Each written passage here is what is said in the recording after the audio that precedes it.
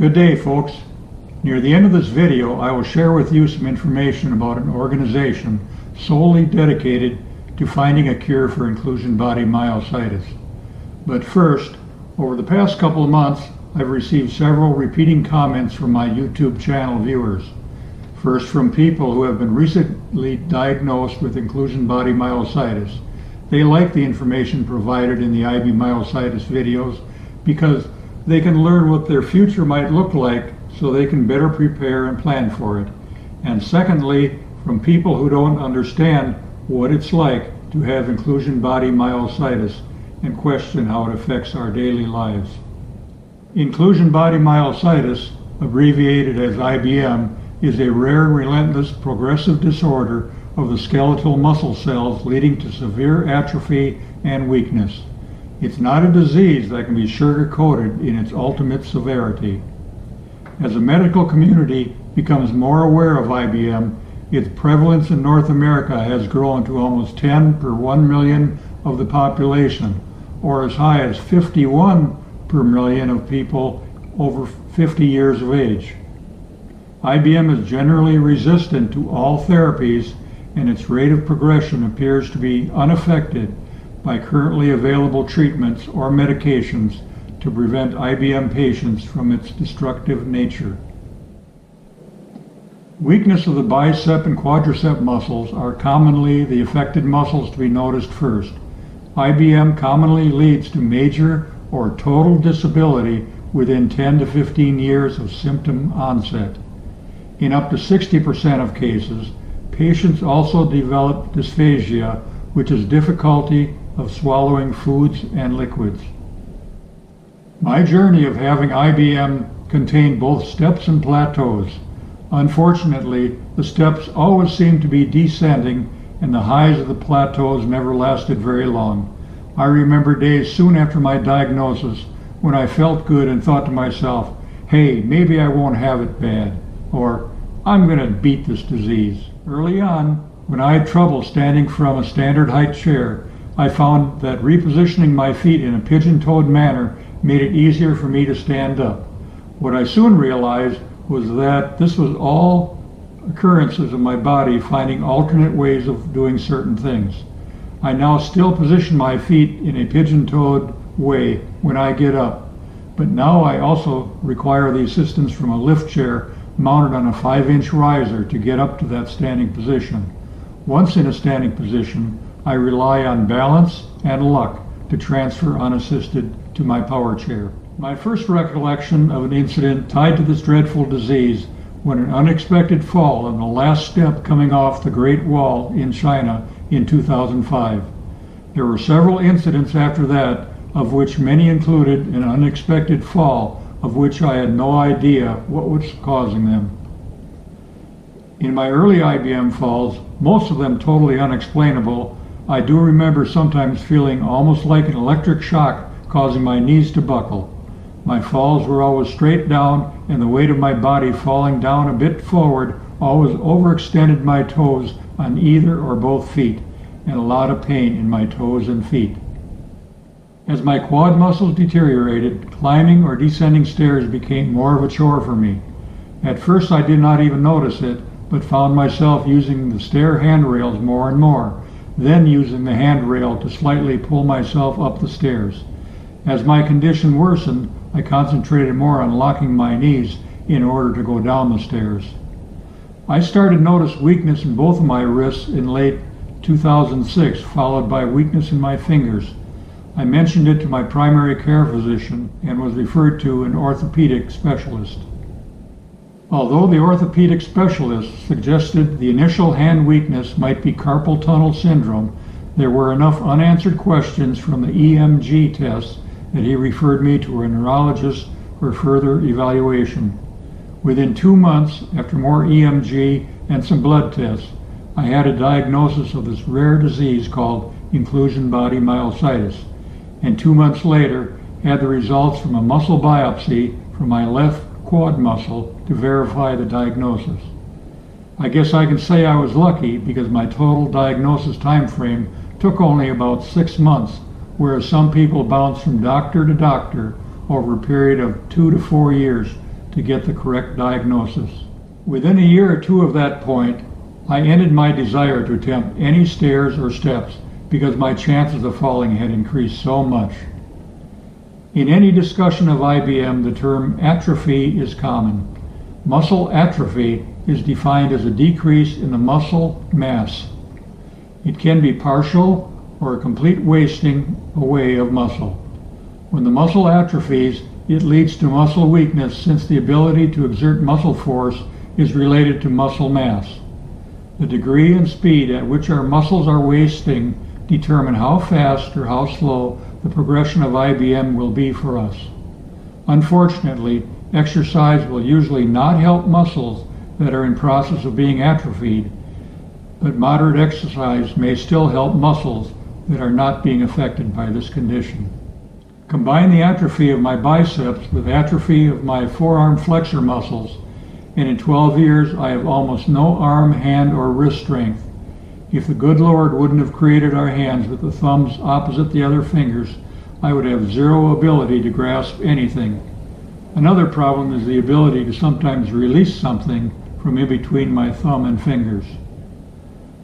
Muscles located in arms and legs also provide insulation for arteries and veins running through those appendages.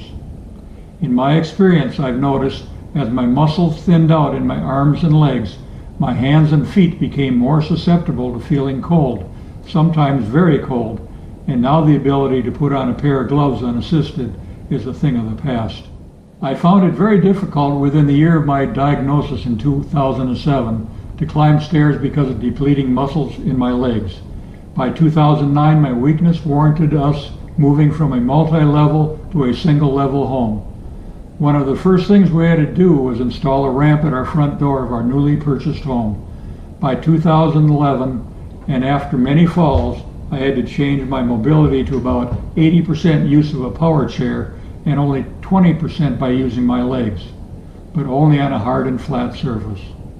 Today that ratio is about 95% power chair and only 5% standing or very carefully walking on a flat, hard surface. Blood tests are used as partial indicators of diagnosing IBM. There are lots of questions about high CK level noticed in people's blood tests. CK is used to indicate inflammation or muscle damage and is released when muscle cells are in the process of being destroyed. When IBM invades a muscle cell, the cell dies and releases CK into the bloodstream. Also, liver enzyme AST and ALT test results may also read high during the time of muscle cell destruction. Researchers are currently in process of identifying a specific population of harmful T cells that are found in IBM patient blood cells and are attempting to develop new drug therapies that remove harmful T cells from the body. I pray they are successful in their research and remedies. How has IBM affected my life? Here is just a short list of life changes that this disease has given me that non-IBMers take for granted. I cannot walk anywhere near normal. I cannot climb stairs or steps. I cannot stand up from a seated position, therefore requiring a lift chair, a lift at the toilet, elevating seat on my power chair, and a high-low bed. I cannot roll over easily in bed. At this point, it is very difficult to sit up in bed. I cannot dress or undress myself. I cannot pull a coat or pants zipper up or down. I'm even at a point now where I cannot even use a button fastening device. I cannot clean up after toileting. I must use a bidet. I cannot shower without assistance. I do not drive an automobile. I cannot type on a computer keyboard using multiple fingers. I cannot eat without assistive devices. I cannot eat without the fear of choking due to dysphagia. I cannot lift a glass of water to drink, now must use a straw. I cannot reach and grab hardly anything. Even reaching for and using the TV remote has become a chore. I usually need help cutting up my food on my dinner plate. Opening the mail sometimes seems like an impossible task. I wouldn't have believed years ago, as healthy as I always was, that I would now be plagued with such a terrible disease. But wait, there's more. How else has my life changed with IBM? How difficult should it be to roll my hand over? I can't even do it unless I lay it down on something and then roll it over on the surface. Shaving? Because of the weight of my electric razor, the only way I can shave myself is to position myself in front of the sink with my elbows resting on the sink base with my hand and arm supporting the shaver and tip my face into the shaver, or not shave at all. Brushing my teeth, the same way. First I struggle getting toothpaste on the brush, then I must prop my elbows up on the sink in order to keep the brush in my mouth. Hobbies? I said goodbye to my furniture woodworking machinery and tools about 6 years ago. The only woodworking that gets done now is by my wife, following my instructions. Yard work? Until earlier this year I could mow my lawn, but only if my wife would bungee strap my feet to the pedals. At the present time, the steering on my riding mower is too difficult for me, so it's another job my spouse has to do. So I thought I could get the mail? I no longer can do that, as the slot in our neighborhood mailbox is getting too high for me. Computing? I can barely click the mouse button, but somehow manage to still do it with one finger. I had to readjust the computer to accept a slower rate of double clicking with my right index finger. Most script writing for these videos is done with a voice recognition program. Video editing? It's a struggle, but fortunately the program I use on my computer is pretty user-friendly.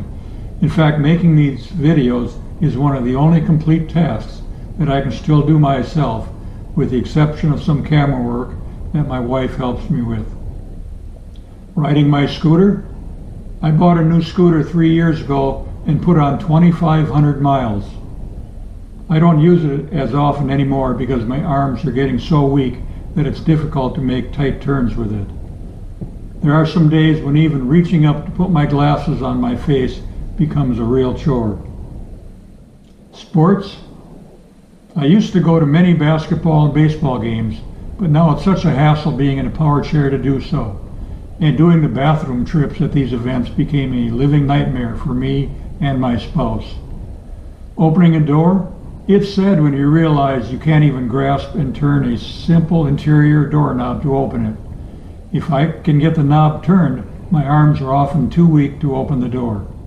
For those of you who have recently been diagnosed with inclusion body myositis, remember it's a long journey, and along the way you're going to encounter a lot of bumps and bruises, and even some friends and family members who just don't understand what it's like to have IBM. You may encounter some mental anguish with IBM. It's not easy keeping a positive attitude when nothing seems to work and you realize you can't do anything compared to your non-IBM years. Keeping a good mental state of mind is a tough part of IBM, but may be one of the only parts of the disease where you can have some control. So here I am, more than 10 years after my official IBM diagnosis. I am power chair dependent, need help in the shower, can no longer dress or undress myself, and successfully hoisting food up to my mouth is becoming a real chore, even with the Liftware level eating device that I featured in my first IB myositis YouTube video 9 months ago. A swallowing study is in my near future, as well as either a throat dilation or a cricopharyngeal myotomy will be required, as dysphagia, often common with inclusion body myositis, has been setting in during the past year. My biggest mistake was not doing the things I wanted to do in my life before or just after my diagnosis, because now I am too weak and too useless to do any of it. It's sad to think that in this day of medical breakthroughs, a medical or pharmaceutical breakthrough for IBM does not seem to be coming in the near future. And if a cure is found, it will probably only work on those early in their IBM journey and will not offer us in the advanced stages any relief. My recommendation to the newly diagnosed: if you are diagnosed with IBM, make sure to spend the time to do the things you've always wanted to do right away, and don't wait for the magic cure or elixir to come along.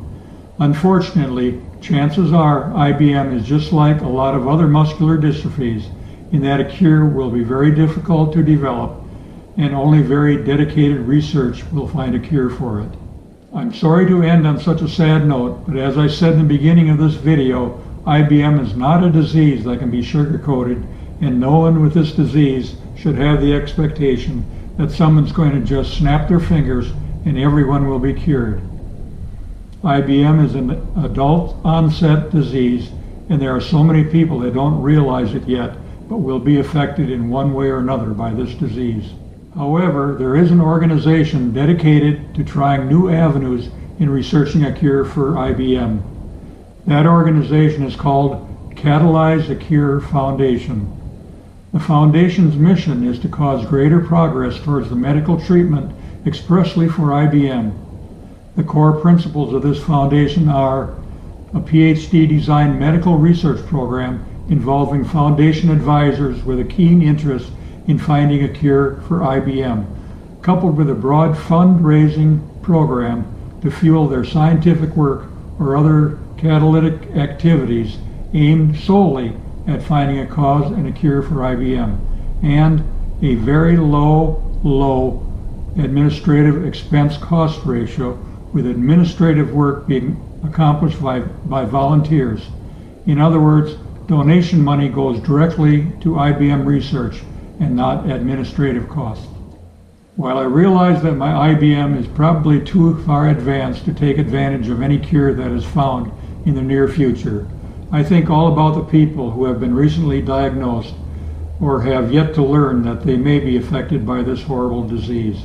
Remember, as I said earlier in this video, the average age onset for this disease is in the mid-50s, and unless scientists can identify the trigger that causes this disease and develop a cure, you, a family member, a best friend, or neighbor may be susceptible to IBM in their near future. Let's not let that happen. If you desire to have a cure for IBM developed, please consider a donation of any size to the Catalyze a Cure Foundation. Their address is shown in the credit section of this video, as well in the notes section located below your viewing screen on this YouTube page. Like everyone, I would like to see a cure found for this disease. Here is a short video trailer that I developed for the Catalyze a Cure Foundation's effort.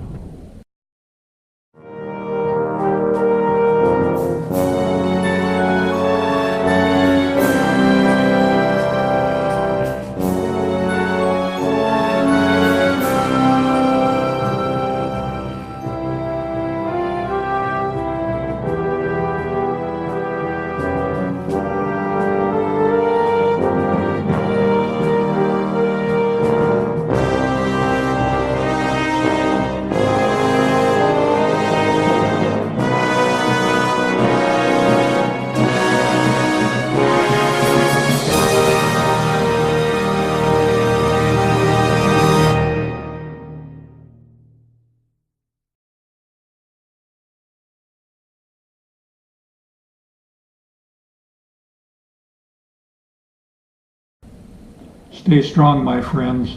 Good day.